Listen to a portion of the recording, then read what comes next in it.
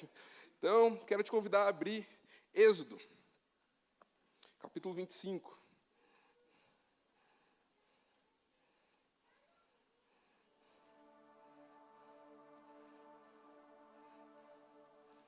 A gente vai ler do 23 ao 30.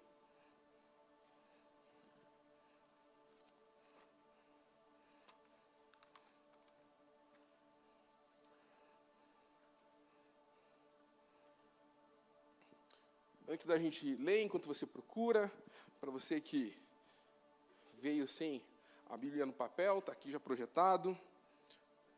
Mas eu quero recapitular um pouquinho ali que o Jefferson trouxe a respeito da nossa série de mensagens.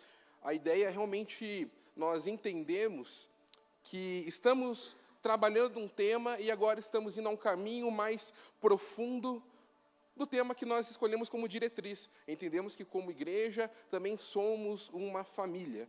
E por isso eu quero te convidar novamente a você maratonar. São 3 mensagens ali. Nós falamos muito sobre a unidade, a comunhão, e como a unidade é diferente da uniformidade. Então, é uma série de mensagens muito ricas. Antes de eu preparar a mensagem, eu fui lá, visitei, e Deus falou tremendamente comigo. Faz sentido nós trabalharmos no começo do ano essa temática, porque a partir do tempo onde a maratona começa, fica difícil de nós fazermos certas manutenções. Não sei se você já viu em alguma Olimpíada, mas enquanto está tendo a prova, o cara para ali, não, peraí, vamos discutir agora. Você está meio mal, tá bem, vamos melhorar, vamos trocar. Enfim, agora é um tempo de nós afiarmos esse machado, juntos nesse tempo para nós que nós possamos exercer durante o ano essa unidade, essa comunhão. O Senhor tem várias palavras sobre a nossa igreja, sobre a nossa geração, sobre um ano de expansão. E se nós vamos viver um tempo de expansão nas células, no nosso culto, nos discipulados, enfim, na EBD, e se tudo que nós temos vai expandir, precisamos estar fortalecidos e fundamentados como família. A nossa igreja pode crescer, e eu creio que vai crescer muito, muito.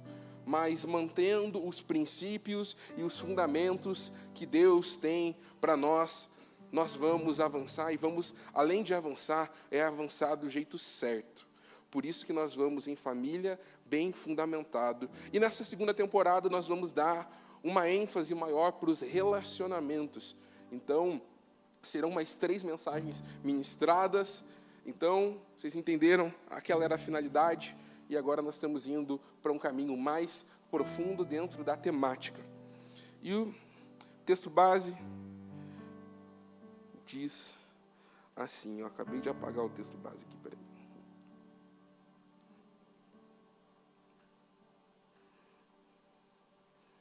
Para eu pegar a versão certinha.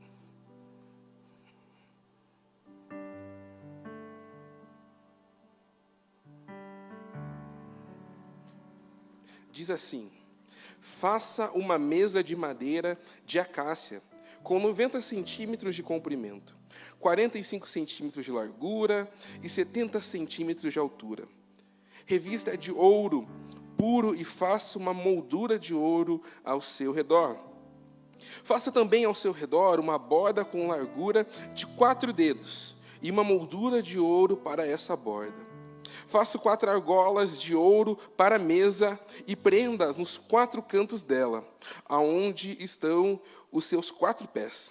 As argolas devem ser presas próximas da borda para que sustentem as varas usadas para carregar a mesa. Façam as varas de madeira de acácia, revestindo-as de ouro, como ela se carregará à mesa. Faça de ouro puro os seus pratos e os recipientes para o incenso, as suas tigelas e bacias, nas quais se derramam as ofertas de bebida. Coloquem sobre a mesa os pães da presença. Repita assim, os pães da presença, para que estejam sempre diante de mim. Amém? Vamos orar. Senhor, muito obrigado por esse dia. Obrigado, Pai, por aquilo que nós entregamos aqui no seu altar. Obrigado porque tivemos um formato simples de adoração, mas entendemos que o Senhor se manifesta também numa simplicidade do Evangelho, na prática do Evangelho, mas também na simplicidade em 2 violões e 1 teclado. Mas o que importa é aquilo que nós entregamos e a maneira que nós entregamos ao Senhor. Pai, muito obrigado. Eu peço, move as águas paradas sobre a nossa vida. E eu peço, Espírito Santo, coloca-nos a um nível mais profundo nessa noite. Em nome de Jesus, como ministério, como Igreja Batista Alameda, nos leva a um tempo de profundidade, Pai. Nos fere nessa noite com a sua palavra, com a sua verdade. Em nome de Jesus. Amém. Amém. O livro de Gênesis, no início da Bíblia, ele mostra a criação, mas também um dos enfoques do livro de Gênesis é mostrar a queda do homem e as suas consequências. Porém, o próximo livro, já o livro de Êxodo, ele apresenta a reconciliação do homem para com Deus. Então, o primeiro livro mostrando a queda, e o segundo, o desejo de Deus de se relacionar com o homem e para que houvesse essa reconciliação. Então, ali no livro de Êxodo você vai ver libertação, provisão de Deus, Deus se manifestando de maneira sobrenatural, e algo para que a gente entenda o que Deus fez para que houvesse essa reconciliação ali no Antigo Testamento foi a construção de um tabernáculo. E eu não sei vocês, quando vem a palavra tabernáculo, algumas coisas me vêm à mente. A primeira coisa que me vem é a Arca da Aliança. Então, na minha mente é meio Indiana Jones, sabe? A Arca da Aliança é aquela referência que eu tenho. Mas também a segunda coisa que me vem à mente é que tinha que ficar amarrando corda no pé do sacerdote, que se tivesse em pecado, deu mole, caiu morto, puxa lá, deu ruim. É a segunda coisa que me vem. Mas também ali no tabernáculo eu vejo a presença de Deus manifesta, a maneira que Deus, o lugar onde Deus escolheu se manifestar ali no meio. E em meio desse tabernáculo, Deus dá orientações detalhadas para Moisés daquilo que ele deveria fazer e como ele deveria fazer. Então, André, pode soltar a imagem, rapidinho. Então, o texto que você leu, você ficou, primeiro, o que é acácia? O que é isso? Acácia é uma pessoa? O que rola? Qual fita? O que ele está lendo? 4 dedos, disso e aquilo.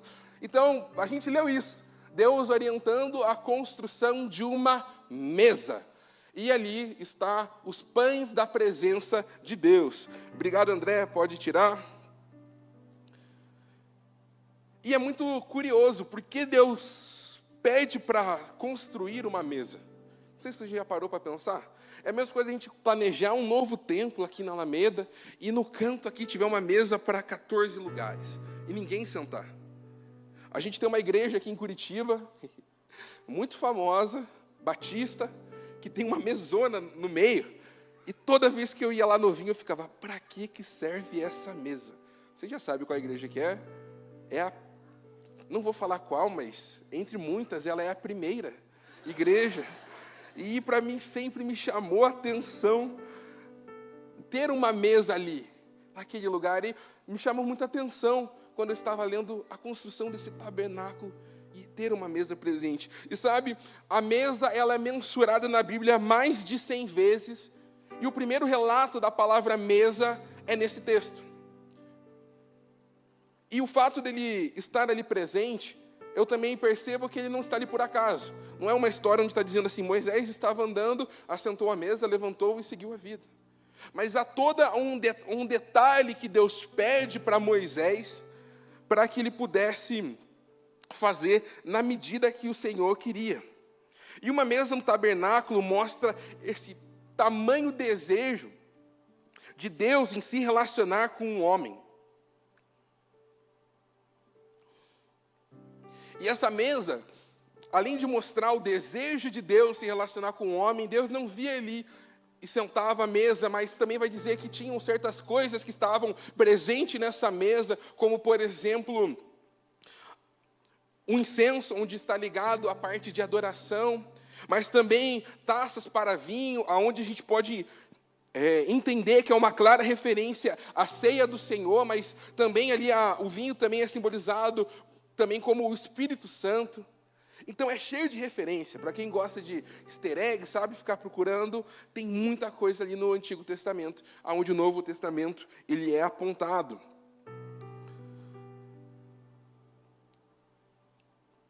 E quem casou sabe que uma mesa dá uma cara de casa. né?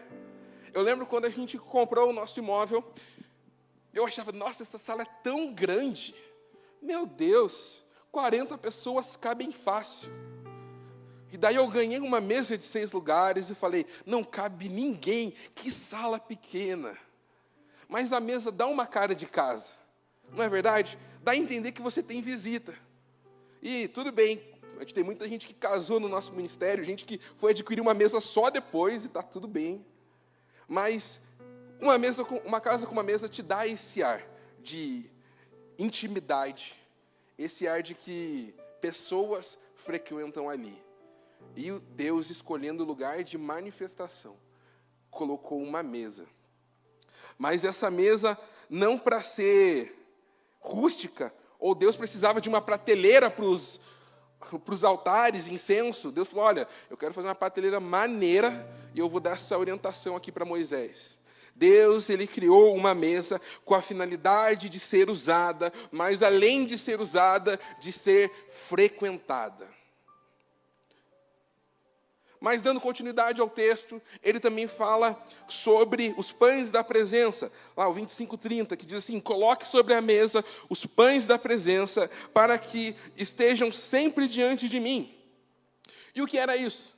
Agora eu vou expor um adolescente, eu não vou falar, ele está aqui presente. Mas, ano passado, quando ele estava lendo, ele chegou assim, na nossa última série de mensagens, Tiago, o que é o pão da presença? E a gente estava falando muito sobre a presença manifesta de Deus. Ele, cara, esse pão eu vou falar em línguas, esse pão eu vou ganhar um dom, o que vai acontecer se eu comer deste pão da presença de Deus? Eu vou ver anjo, o que vai acontecer? Eu olhei para ele, sabiamente, falei, não é chá de cogumelo, é o pão da presença, expliquei toda a finalidade. Mas o pão da presença, a gente precisa entender o que ele simbolizava para entender também o ritual. E cada sábado, os sacerdotes eles substituíam o pão da semana anterior por uma nova porções de pães quentes.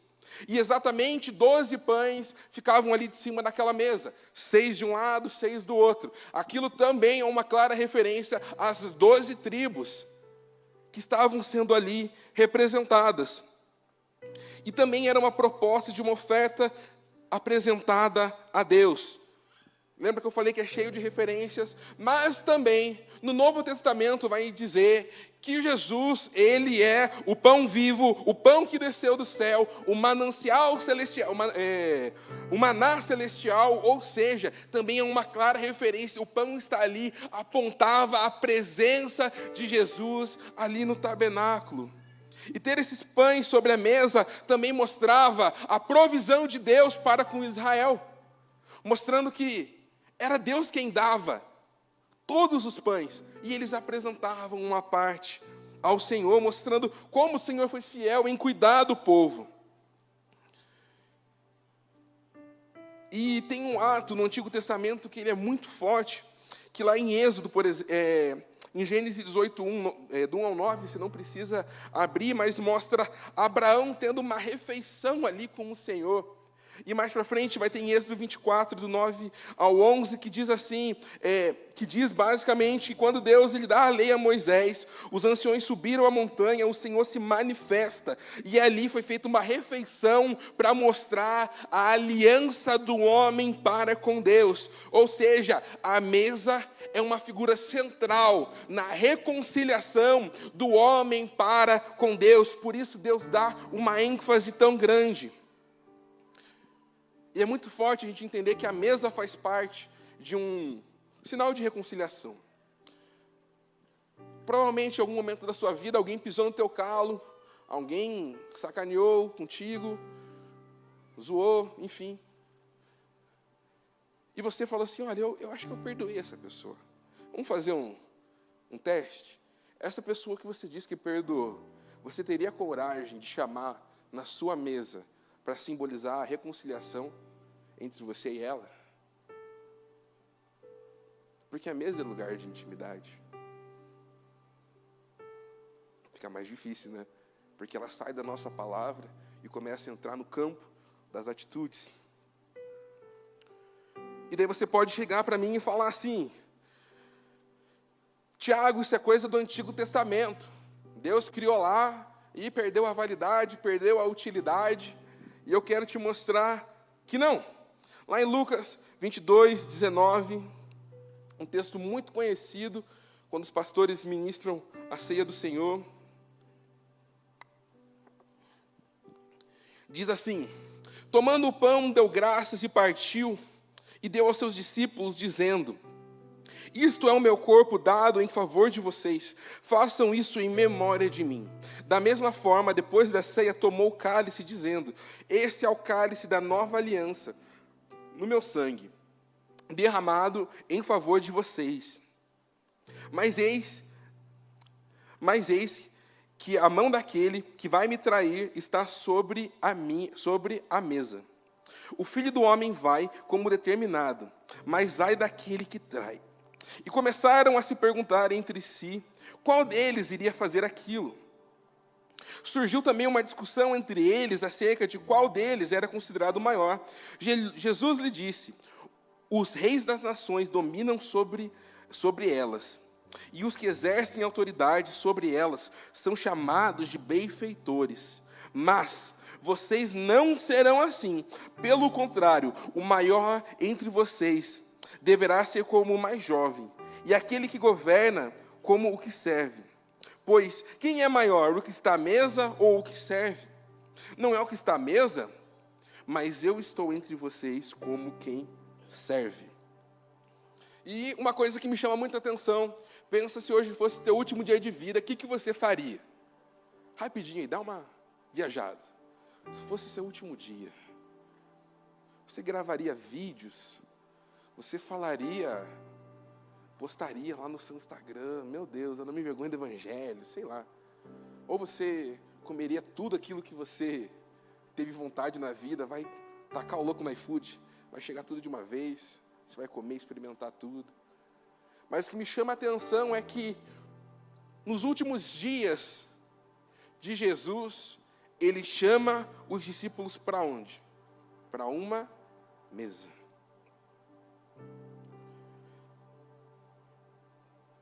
Diferente, né? Você faria isso? Você chamaria as pessoas para sua mesa? Se fosse seu último dia. E sabe, esse texto, ele mostra ali uma das conversas mais longas de Jesus registrada no Evangelho. Na verdade, é a mais longa. São 4 capítulos onde Jesus, ele os encoraja na mesa, ele corrige, ele tem um momento ali de lava-pés, ele ceia, ele diz que alguém há de traí-lo. E eu não sei quando você lê, mas uma coisa me chama muito a atenção no texto, é que Jesus está falando assim, olha, alguém que está aqui nessa mesa há de me trair. Os discípulos falam, quem? E do nada um chega e fala, quem que é o maior? E muda o assunto. Eu fico imaginando a cara de Jesus. Seus pangaré, eu estou aqui falando, um de vocês vai me trair. E um olha para o outro e fala, vamos descobrir quem é maior? Bora. E Jesus precisa corrigir eles e voltar ao foco da conversa. E dizendo que o maior não é aquele que é servido. E Jesus mostra essa inversão do reino. De que eles não seriam igual os reis, que as pessoas iriam até eles e os serviriam. Mas Jesus, sendo o maior, serviu eles. Então a mesa ali com Jesus é um lugar de correção, um lugar de alinhamento, é um lugar onde Jesus precisa dar significados, precisa corrigir, e tudo isso gera tempo. Por isso são 4 capítulos dedicados, aonde Jesus explica detalhadamente o que eles precisavam fazer. E uma coisa que está num jargão gospel é a palavra tempo de mesa. Quantos aqui já ouviram essa palavra? Estamos tendo tempo de mesa? E para mim, Jesus, ele mostra que muitas vezes aquilo que eu acredito ser um tempo de mesa, comparado àquilo que ele fez, não é um tempo de mesa realmente. E agora? Boa, Lu? Esse é o timing, essa é a pergunta.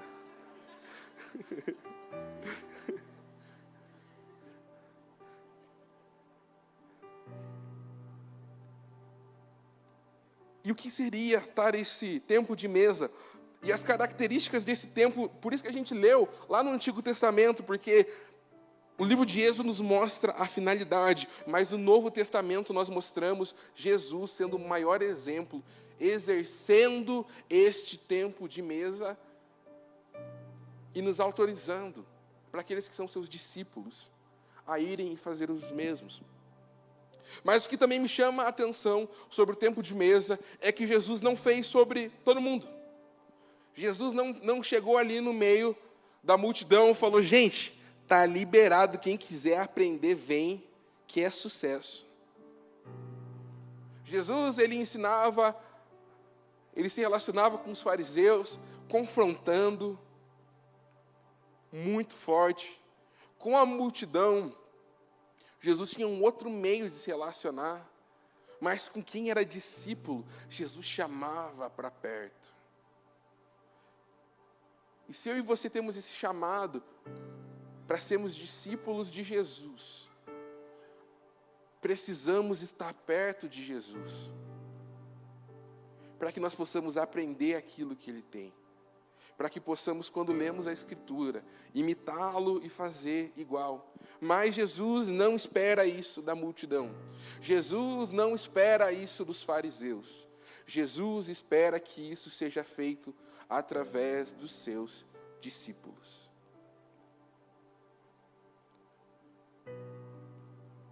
E algumas características aonde Jesus está ali me marcam fortemente. A primeira é que a mesa ela era um lugar também de perdão. Jesus ele lava os pés dos discípulos, e algo que mais para frente a gente vê o apóstolo Paulo dizer que se nós temos algo contra o nosso irmão, nós devemos ir lá, confessar, pedir perdão, para que nós, em unidade, realmente sejamos um. Demonstremos a unidade do corpo de Cristo. Então Jesus dá o exemplo, e a gente vê ali o apóstolo Paulo também dando maiores enfoques, ou seja, Jesus lavou o pé de homens que iriam abandoná-lo, igual Pedro.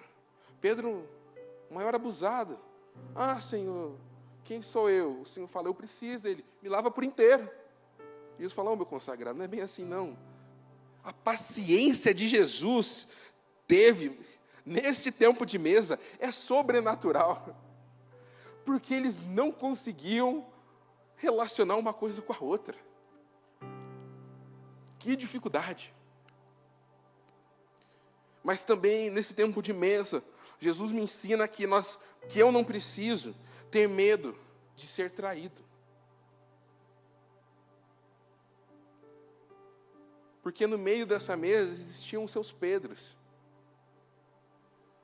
Existiam discípulos que caminham junto. E sabe, a gente às vezes tem medo daquilo que vão fazer contra a gente. E talvez você foi machucado em alguma igreja. Enfim, você teve alguma experiência traumática a nível sobre a mesa. Talvez dentro da tua família, seu pai te deixava de castigo. E o castigo era, não vá para a mesa, coma no seu quarto. E você talvez gerou isso. Mas Jesus mostra que a gente não precisa ter medo disso. Não precisamos ter medo, porque Ele está no comando e no controle da mesa. Mas também a mesa mostra, me ensina ali, Jesus me constrange, aonde a mesa é lugar de amizade, e ali Jesus chama eles de amigos. E mais do que Jesus chamá-los de amigo, era tamanha confiança, onde quando Jesus vai, João cuida da família de Jesus. Então olha a intimidade que a mesa proporciona, olha a intimidade de termos Jesus à mesa conosco, quão rico é. Mas também mesa era um lugar de aprendizado e instrução, aonde os discípulos precisaram ser corrigidos na rota.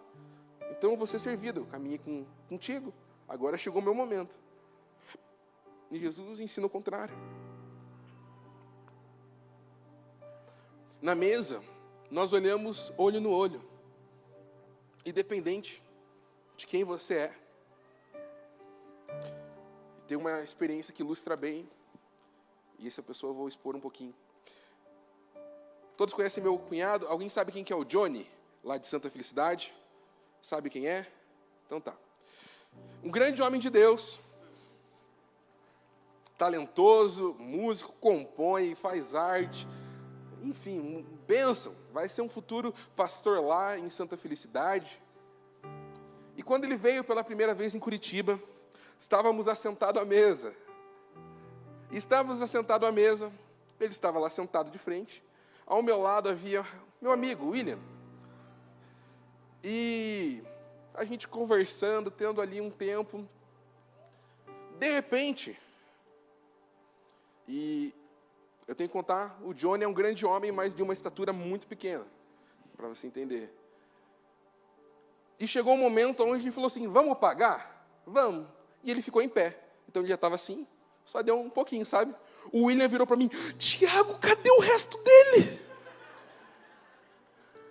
E o William ficou, meu Deus, cara. Não, ele tá ajoelhado, sei lá. Eu falei, não, cara, é a estatura dele. E o William ficou assim, e aquela experiência me marcou muito, que eu lembro como se fosse ontem. O William tendo essa reação muito espontânea. Mas enquanto o Johnny estava sentado à mesa, era olho no olho. E Jesus estava olho com quem haveria de traí-lo. Jesus estava olho a olho com quem iria negá-lo. Jesus estava olho a olho com homens que questionariam ou fugiriam assim que ele fosse crucificado. Mas Jesus não se colocou numa posição superior. Ele manteve. Mesa é o lugar de discipulado. E isso me marcou muito. Porque o que Jesus estava fazendo era os discipulando.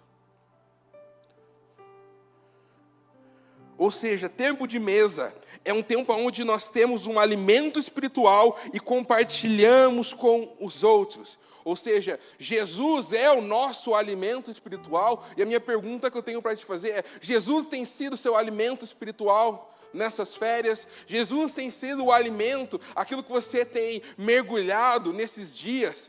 Para que se você sentar à mesa, você pode pegar aquilo que você tem recebido, o pão vivo, Jesus, e compartilhar com quem está com fome, com quem está com sede dele. Porque uma coisa nós vamos viver cada vez mais, eu creio porque nós cantamos isso, mas nós pregamos e vivemos, nós estamos com fome do Senhor, mas o sábado não vai satisfazer a nossa fome, não. O que vai satisfazer a nossa fome é estar na presença de Jesus, é estarmos no lugar secreto, onde Deus se manifesta. Mas Deus é tão bom, é esse pão vivo, que quando nós sentamos, nós podemos dividir com o outro. Ou seja, será que o teu coração também está aberto para dividir aquilo que você tem recebido? Ou será que você também está numa condição de poder falar, cara, eu não tenho me alimentado? Você pode compartilhar um pouco desse pão vivo? Você pode compartilhar um pouco daquilo que você tem recebido no secreto? E se essa pessoa realmente for um discípulo de Jesus, ela entendeu que ela veio para servir. E ela vai compartilhar esse pão vivo com você.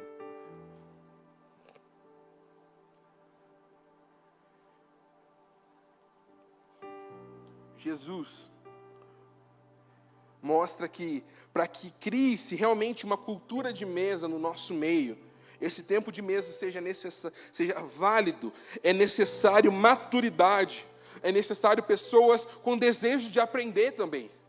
É necessário pessoas cheias do Espírito Santo, mas também pessoas com fome e dispostas a ouvir as instruções de Jesus.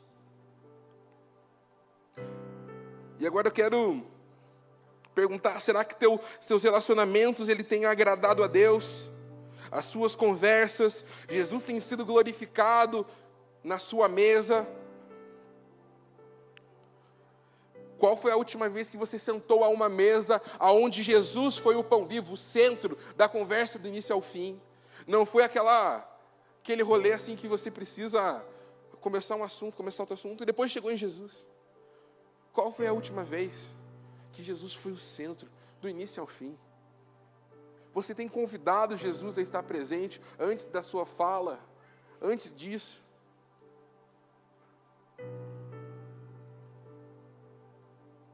E mesa e família tem tudo a ver. Sabe, a mesa ela está em constante expansão, assim como uma família. Se você entendeu que vale a pena caminhar com Jesus. E a família, ela tem essa constante expansão. Você vai tendo tios, e vai aumentando para um lado, daí você se casa, aumentou, um lado lá da árvore genealógica, você tem um filho, aumenta, ou seja, a família está em constante expansão. Será que na sua mesa há espaço para mais pessoas? Porque se Deus quer enviar novas pessoas ao nosso ministério, vão ter lugar para que elas se assentem à mesa e comam do pão que Deus tem servido a nós, e nós possamos comer aquilo que Deus tem servido a elas?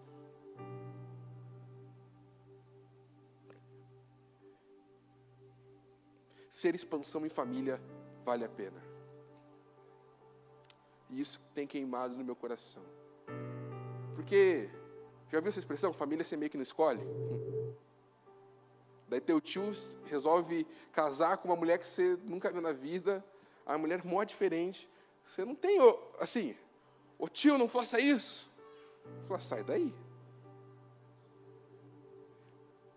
Mas é essa diferença que mostra a graça do Senhor no nosso meio.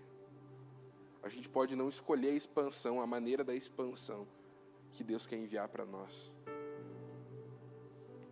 Mas se nós somos família, a gente tem algo em comum.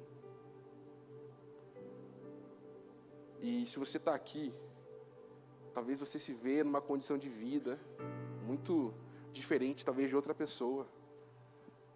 Por exemplo, o Edgar tem uma sorveteria, eu não tenho.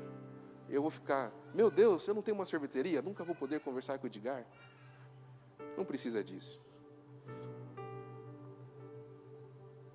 Mas é essa graça que torna a família tão especial. É que você dá risada da sua família. E cara, minha família é muito maluca, de verdade. Tem uns primos que faz uns bagulho meio ilegal, tá lá pagando na justiça. Mas tem outro que faz isso. E eu fico vendo como, no final das contas, há algo em comum no nosso meio. E se você também não teve uma família, agora eu quero dizer para os adolescentes. E uma das coisas que eu escuto muito dos pais é: meu filho não almoça comigo na mesa. Eu quero te dar uma orientação e uma direção. Nunca mais almoce, adolescente, no seu quarto. Nunca mais. Vá à mesa conversar com seus pais. Mas é muito estranho, não tem assunto. Vá à mesa com seus pais. Eu garanto, se vocês estiverem recebendo do pão vivo que é Jesus, sempre haverá assunto na mesa de vocês. Sempre haverá assunto na casa de vocês. Quando a gente se encontrar, eu sempre vou fazer essa pergunta. Está almoçando com seus pais? Está jantando? E eu entendo as situações. O pai trabalha, mas a intencionalidade parte de nós. E sabe, chamar as pessoas para sentar à mesa, há também uma intencionalidade. Primeiro, de quem quer se assentar à mesa. Os discípulos iam seguindo Jesus. E se você deseja se sentar em alguma mesa, você precisa ser intencional. Em falar, no mínimo, posso frequentar a tua mesa? Ou você chama na tua casa.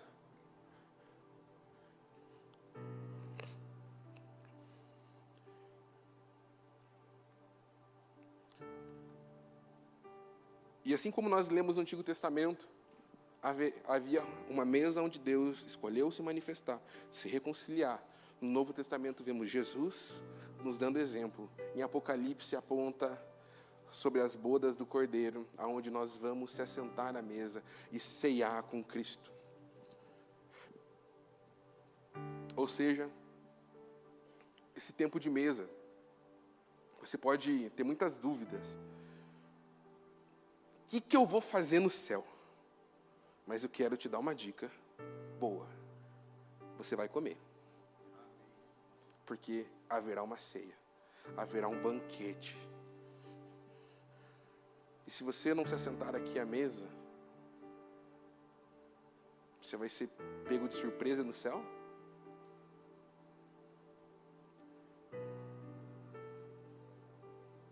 A mesa está presente na reconciliação. E ela se concluirá em Apocalipse, na palavra, mas se concluirá com a vinda de Jesus.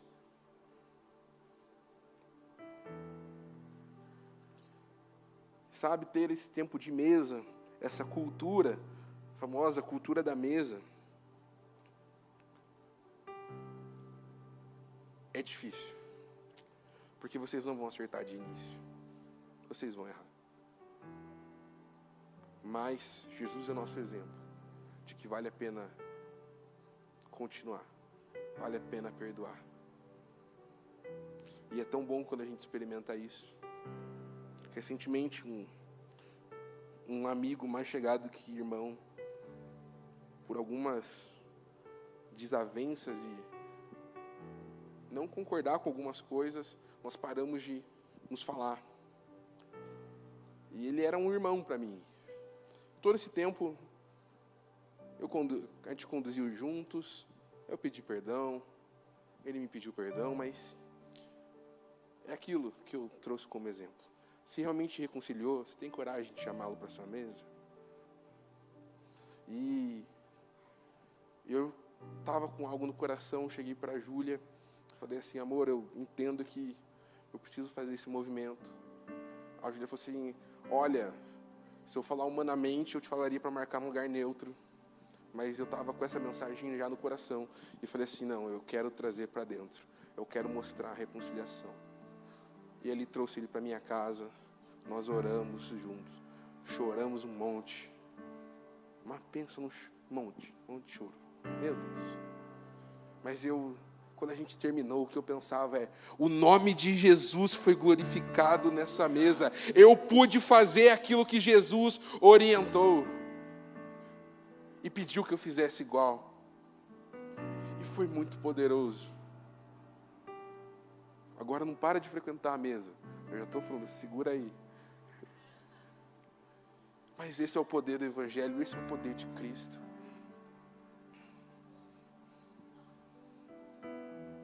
E mesa, para finalizar. Mesa é um lugar para quem tem fome de Deus. Mesa é um lugar para quem tem fome, mas você sentar numa mesa e comer sozinho não tem graça. Perde um pouco do significado, sabe? No começo do casamento, eu uso óculos, né? E normalmente tem os hábitos de vez em quando assistir uma série enquanto você come. E eu sentava na mesa, e a Júlia ia para o sofá. E a gente conversou um pouco sobre esse tempo de mesa. Como era precioso os dois estarem presentes. Hoje, os dois comem na mesa. E é uma alegria. Mas é maneiro também quando você está em galera, e sabe, está batendo aquela fome, o iFood fala, olha, vai dar 30 minutos a entrega, deu 50. As pessoas perdem ali a humanidade. Aquilo que Jesus ensina, começam as perguntas que na nossa cabeça vai mudar. O entregador de pizza, ele vai vir mais rápido porque você perguntou. Está demorando muito, né? Se vocês não querem me ver bravo, não façam isso perto de mim. Porque eu vou te zoar. De verdade. Para mim, eu entendo como uma murmuração, sabe? Tipo assim, legal, não ajudou em nada. A minha fome ainda está aqui. Mas sabe quando daí você escuta aquela buzina? Bip, bip. E daí a pizza chegou, bora! O pessoal se arruma na mesa de uma maneira miraculosa, todo mundo ali certinho, bonitinho, um começa a servir o refrigerante, o outro distribui os pratos. Há uma unidade quando a gente está com fome, que, meu Deus, é sobrenatural. O Espírito Santo toma conta do ambiente. E de repente chega a pessoa com aquelas pizzas, e alguém faz aquela oração bem rápida, porque a fome é grande. Se você já me vira orar por alimento, sensacional. Dá para gravar em 3 segundos. E sempre dá o play. Mas ali vocês comem juntos. Como família Holy, a primeira parte da mensagem da série é: vamos buscar a Deus em unidade. Vamos buscar o pão vivo para que nós possamos compartilhar com os outros. Amém?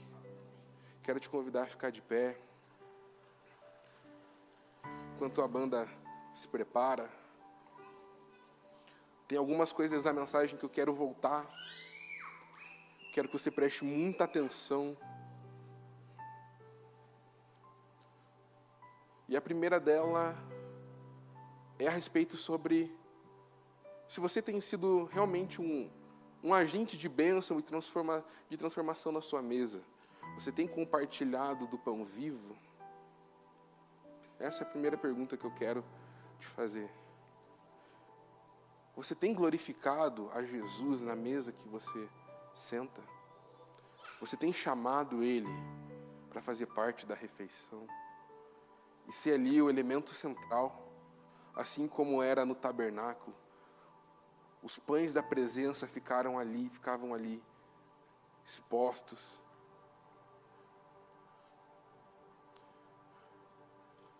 Se você entendeu que, Tiago, eu tenho entendido que eu não tenho vivido isso, eu tenho, enfim, promovido isso. A primeira coisa que eu disse é que a mesa é um lugar de perdão. Mas a segunda coisa que eu quero também perguntar é para você que tem se sentido sozinho. E você talvez nunca teve um momento de mesa. E você quer realmente entender o que Jesus está propondo para nós. E você está assim: Deus, eu quero ter isso. Eu quero experimentar realmente desse ambiente. E a terceira é se você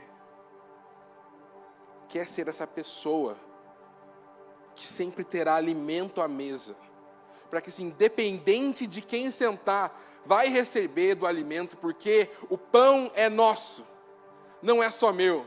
Eu quero compartilhar com os outros. Eu quero que o Senhor comece a me usar, a me moldar. Eu me voluntario, eu me apresento de maneira intencional a ser um discípulo aonde abre a sua mesa. Mas não necessariamente, se você é adolescente, fala: meu pai não me deixa levar. Mas é você carregar esse pão vivo e você ali entregar para quem está com fome. Se você tem uma dessas 3, quero te convidar você a deixar o seu lugar e vir aqui à frente. Se você quer ser essa pessoa que vai promover isso, e você entende: olha, Deus quer me levar a um nível mais profundo ao nível relacionamento. Eu quero que o Senhor me use nessa área. Eu quero aprender a promover esse tempo de mesa. Mas se também você é essa pessoa que, talvez infelizmente, seus tempos de mesa têm tido vazios, vagos. E nada contra o lazer, gente. Eu gosto muito de jogar. Da sexta-feira, quando não tem célula, os stories é só a gente jogando. Impressionante. E é legal e é válido isso. Mas se você não tem tido realmente esse alimento, ali você tem promovido a mesa, mas Jesus não tem sido o centro, e você quer pedir perdão. Jesus, me perdoa. Me ensina. A tua palavra te instrui. A palavra de Deus nos instrui. Mas se você quer pedir perdão: Senhor, perdão porque eu não tenho promovido isso. Deixe seu lugar, vem aqui para frente. Vocês que já vieram, pode vir mais para frente, tá bom? Para dar espaço. E se você não tem provado desse pão vivo também, você estava nas férias e: tia, eu não orei, eu não tive um relacionamento com o Senhor, eu fui muito inconstante, as circunstâncias falaram maior. Deixe seu lugar e vem aqui à frente. Se você também foi ferido, se você foi ferido e você tem dificuldade de se relacionar, talvez você está assim: cara, eu tentei, eu já fui a pessoa que até promoveu a abertura da mesa, Mas você quer, eu entendo que Jesus me chama para isso. Você quer se reconciliar, enfim, deixa o lugar e vem aqui.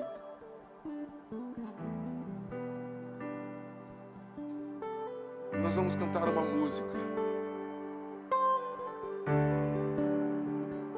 E eu creio que quando nós estivermos cantando essa música, aqueles que falaram: Senhor, eis-me aqui, eu quero ser aquele que vai promover a mesa, aquele que vai entregar o pão vivo para quem tiver fome.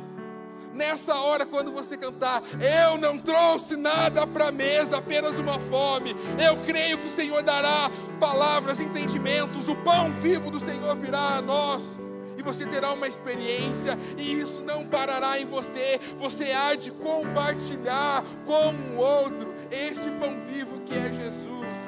E para você que não tem experimentado, você vai cantar essa música pedindo: Senhor, eu não trouxe nada, mas eu quero experimentar mais de Ti. Eu quero experimentar da Sua vontade, da Sua graça, da Sua santa presença nesse lugar. Então, eu tenho uma fome, eu tenho uma sede. E se você não tiver nem fome nem sede, peça a Ele para que você frequente essa mesa com fome e sede, porque Ele é justo e bom e há de nos visitar. Ele não deixa os seus filhos desamparados. Aqueles que buscam de todo o coração o encontra, porque Ele diz: buscar-me-eis e me achareis. Deus fala: quando me buscaste de todo o coração. Você quer receber do pão? Venha com seu coração no altar. Não é que eu não seja. Você que ficou no lugar, erga uma das suas mãos. Vamos juntos fazer um ambiente de adoração e pedir sobre o nosso ministério.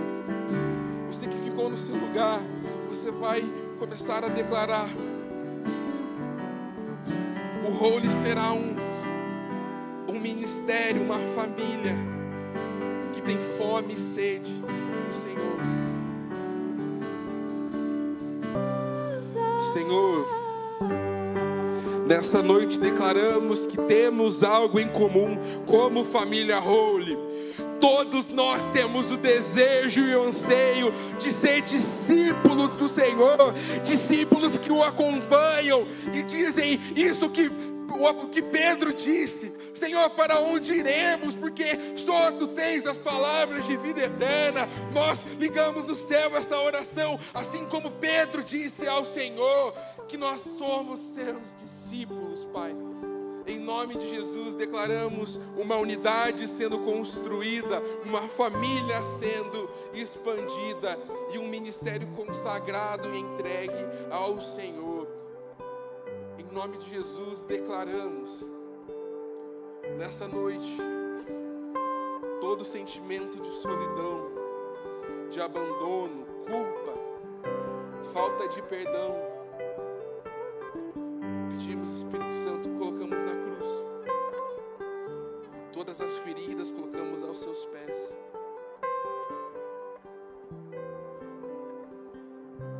E declaramos, Pai, nós queremos entregar a Ti um ministério, uma família saudável, unida, aprovada, diferente um dos outros, mas com fome deste pão vivo que é o Senhor, Pai. Nos dá fome e sede durante essa série de mensagens. Nos dá fome e sede durante este ano. Em nome de Jesus, declaramos que neste ano ninguém se sentirá desamparado, porque terá o Senhor como um primeiro socorro, mas também terá uma juventude, um ministério, uma família. Declaramos também nesse ministério, Pai, sobre os adolescentes. Nessa etapa, eles já experimentarão desse tempo de mesa, dentro das suas casas, mas também no ministério. Declaramos que nesse ministério serão encontrados amigos mais chegados que irmãos. Faz a Tua vontade, Pai, nessa igreja, nesse ministério e nesta família, Pai. em nome de Jesus. Amém. Você pode voltar para o seu lugar.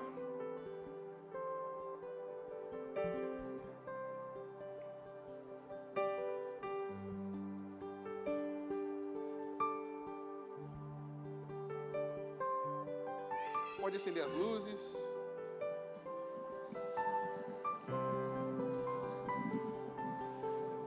Amém. Então o desafio já foi feito, reiterado pelo Tiago. Agora eu vou a trinca para você sair daqui indesculpável. Procure uma mesa, de preferência uma mesa com banquete. A ideia, gente, é que quando acabe o culto, a comunhão se intensifique, não se encerre. Biblicamente falando, o culto é comunhão. Mas a nossa intenção é aprofundar relacionamentos.